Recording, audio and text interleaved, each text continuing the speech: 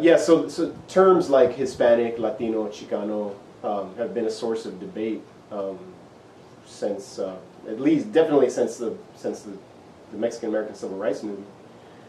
And I can't exactly remember when I first heard the term Chicano, but it must have been when I was maybe 10, 11, 12. I'm third generation, so my great grandmother was. See, it's complex. It's a complicated story because once you start talking about the immigration and who first immigrated, especially in South Texas, you never really know who was the first one in your family to settle, because back then the Texas-Mexico border was so fluid that nobody's origin was ever really clear. But what I do know is that my great-grandmother was born in a town in Nuevo León. My great-grandfather was born in Texas. And they kind of just did this until they eventually settled in South Texas as sharecroppers. But that was an era when, in U.S. history, when speaking Spanish in South Texas was very taboo. They faced a lot of discrimination. So my sisters and I are of the generation when the Spanish language wasn't explicitly taught. We had to kind of learn it by exposure and by osmosis, I guess. So that had a lot to do with my identification as Chicano, because I saw that as something different from Mexican or from American. And I don't feel a whole lot of like patriotism to the United States, and Mexico kind of lives in my imagination. So I feel like I'm stuck in the middle between these huge forces, these cultural forces, these countries. And I think that that's why I celebrate the word Chicano, because I feel like part of what makes a Chicano is trying to find peace with being stuck in the middle, with living in the middle, and always facing that contentious space between these larger, So we kind of have to make our own space, our own history, our own legacy, and that's what I like about using that word. But it also depends who I'm talking to. If I'm speaking to somebody, if I'm having a conversation with somebody who I just know isn't going to know that word, I might use a different term. I use Tejano a lot, because I identify as Texan first more than anything else, really. It goes back to that space in the middle. I feel incredibly loyal to Texas and to Texas mythology, because Texas is caught in the middle, and I feel a spiritual connection to our history, and I feel like Texas is like my Aslan,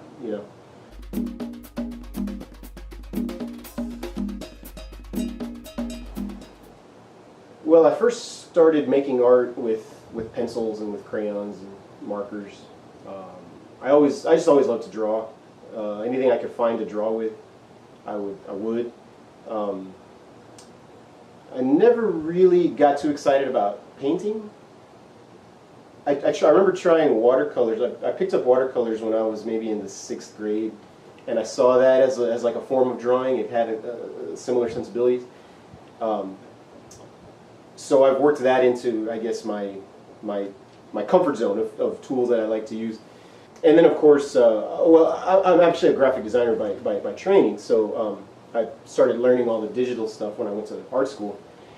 And now that's just part of the trade, using the computer. I like to use the scanner a lot to scan textures and patterns and images. And then I picked up screen printing in high school, and that's where I first learned it. And then I did some more in college, and I've done a few projects here and there in Austin. So that whole process came kind of natural to me, because I think I always wanted to be a graphic designer since when I decided, okay, when they started to ask you what you wanted to be when you grew up, I didn't know what graphic design was, but when I found out what that was, I remember I was in the 7th grade, I had to take a career investigation class. And my brother-in-law is a graphic designer, so he's the one that explained to me, okay, this is what the job is like, this is what you do, you work with printing processes, you work with photo shoots. You put together type and images. You do layouts, logos, etc., etc. So I said, yeah, that's it. That's exactly what I want to do. All that stuff. So I started to learn about the printing process through him. He explained about the CMYK process. He explained about offset lithography. And so then by the time I started to learn screen printing in high school, it just all kind of made sense. Like, okay, you layer one, then you layer the other. There's transparency. There's, you got to block out the ink and all that kind of stuff. I remember, and that was in the mid-'90s, so I was doing like wax paste-ups for typography. And we were cutting a lot of ruby lith and amber lith processes that I found out from these guys that are not necessarily used anymore as frequently, or they're not as common. But my experience with these guys has been great because it not only has it been a refresher for those processes, but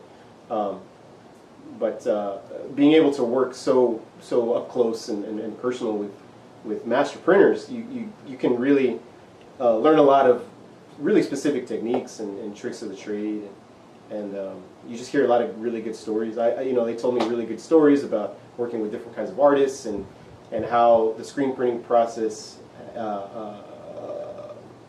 opens up different kinds of brains, so.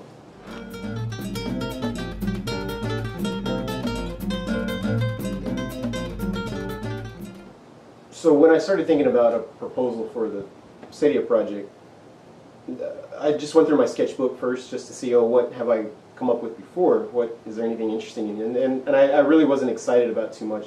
So I just started doodling and thinking, and this idea just kind of popped into my head. The last couple of years I've been drawing a lot of corn. I've been using corn a lot in other projects. And so I guess it was just in the front of my mind. I spent some time thinking about and talking to some folks in the Chicano Studies discipline, I guess, and talking to different artists about what they think what the Chicano cliches are. If there are any icons or images in Chicano art that they feel have become cliche, overused, that kind of thing. I mean, we're all familiar with Day of the Dead skulls, and we're all familiar with cactus and corn, So part of what I love about Chicano iconography is reinventing it. And so I tried to think of what I could do with corn that I hadn't done in the last couple of years. And then I thought about, what if it's Eden? What if it's halfway Eden? And then it just kind of clicked, and then I pictured a ear of elote halfway eaten, and then it made me think of a glass half full or half empty. And so then it just kind of fell into place, and my original sketch is pretty much exactly like this. I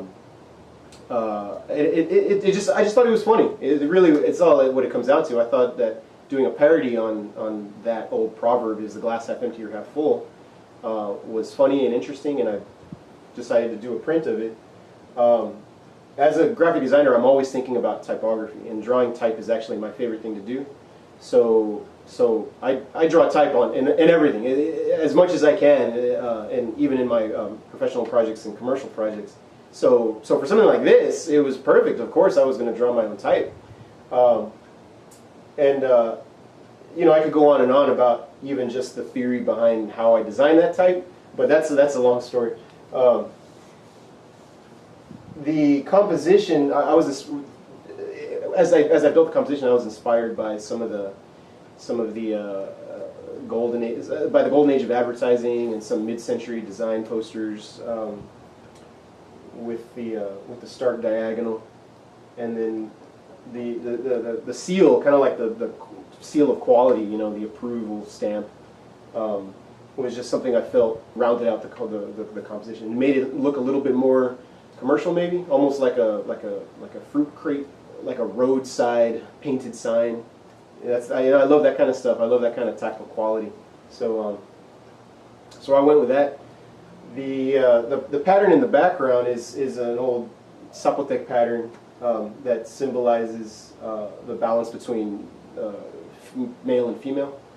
So I've used that pattern a lot in some of my other projects. I got the mayonnaise, I got the chili powder. The when you eat elote, generally you spread the mayonnaise out so it covers the whole ear of corn.